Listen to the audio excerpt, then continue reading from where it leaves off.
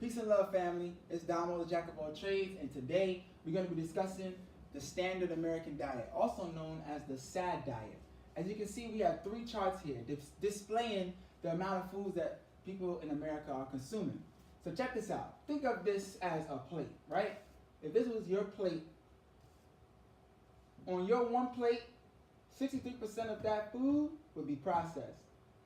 25% of that food will possibly be animal food, and 12% of that food on your plate would be plant-based. So these charts are basically displaying what the average American is eating daily, right?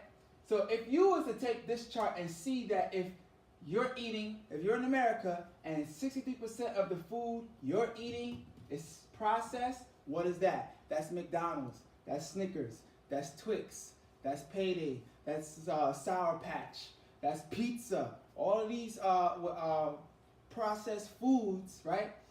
Oh, oils, sugars, refined grains, that's included too. All of these processed foods, just think about what that is causing inside of the body, right? I'm going to break that down when I go further in, but let's jump into the 25%, the animal food. That's including fish, that's including eggs, as well as the dead carcasses and the meat. Check this out. And then you got 12% plant-based food, right? So, and then most of the time, people are eating processed plants, or they're eating canned plants, or canned fruits, and canned vegetables, and things of that nature. So we have to be very aware of what we're putting inside of our body, because in America especially, the fast food market is growing, you know what I mean? And the health food market is growing as well. So we have to start thinking about what we're putting inside of our bodies and being real cognitive about that. But let's look at this. We have the standard food pyramid, right? So this is what children are seeing inside of the schools all the time, right inside of the lunchrooms. And you can also see this inside of hospitals, when you go inside of a nutritional clinic and things of that nature. This is what's there, right? So, boom.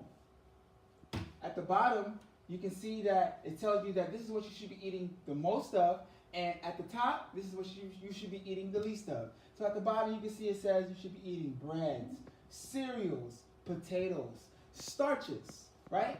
And then you have fruits and vegetables, right, above that. And then you have milk, cheese, and yogurt, which is dairy. And then on top of that, you have the meat, fish, eggs, beans. And on top of that, that's where the processed foods is, right? But it's also, so look how this can be very confusing with somebody that's trying to get into nutrition. Because if they come here and they see that, oh, wait, I'm not supposed to be eating wheat, or I'm not supposed to be eating dairy. If they're eating cereal, how can you not eat cereal without the dairy? Who eats bread by itself? Most of the time they're putting cheese on it, or they're putting meat inside of the bread, right? So this is how this chart can be very confusing to certain people that's actually trying to get into nutrition, right? So that's basically how you would basically interpret this food pyramid, right? So this is what children are seeing inside of schools. I was a teacher in New York City, teaching dance, music, and health and nutrition. So this is something that was basically right outside of the lunchroom that the children would see every day, right? So on Monday, they're having chicken. Tuesdays, Burger Tuesdays, Culinary Wednesdays, not too sure, New York Thursdays, and pizza on Fridays, right?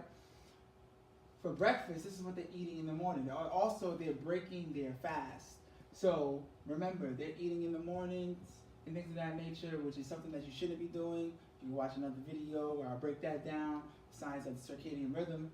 But then you have, what are they eating in the morning? They're eating eggs, bagels, griddles, and in New York, and the skillet Fridays, right?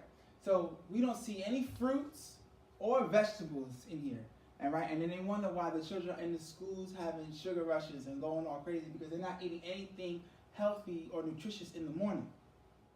Saturated fat, because we saw that is one of the main things which is in the processed foods that our people are eating, right? If you're going to paraphrase saturated fat, what is that? It's fatty acids. But how does saturated fat come from? Where does that come from, right? Well, it comes from when you have food stay inside your digestive system for way too long. So what kind of foods cause that? What kind of foods are people eating daily that sits in the digestive system for too long. Because if you're eating, you should be having that bowel movement and getting the waste out the next day, right? It also tends to raise the levels of blood cholesterol, and this derives from consuming meat, flesh, animal, and dairy products. Think about it. Dairy sits inside of the digestive system for a very long time. You are not a cow, and it turns into glue inside of the digestive system as well, right? It's a glue-like substance, and it just covers all the intestinal walls. Meat does the same thing, and it turns into saturated fat inside of the body. Fatty acids in common foods. So if you look at the foods that saturated fat is basically in, you'll see it's in cheddar cheese, American processed cheese, ricotta cheese, Swiss cheese, chocolate candy, cheeseburger, right?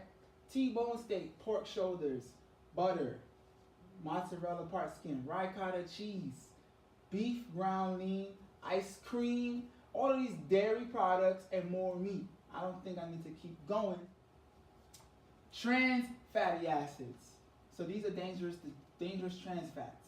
As you can see, you got chocolate chips, standard crackers, taco shells, French fries, which is another fast food. These are all the processed foods. This is the 63% that the chart was saying earlier in the SAD diet that most people are eating.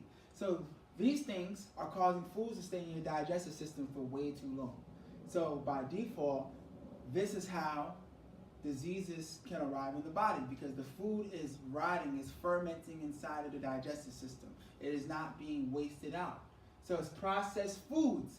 It's meat. That's 63% and 25% that's on most people's plates, and 12% to basically counteract that other 63 and 25%, right? And the 12% is supposed to be providing the nutrition, but there's no balance. So we have to think about and be cognitive of what we're putting inside our body. Don't live to eat, family. Eat to live. Peace and love.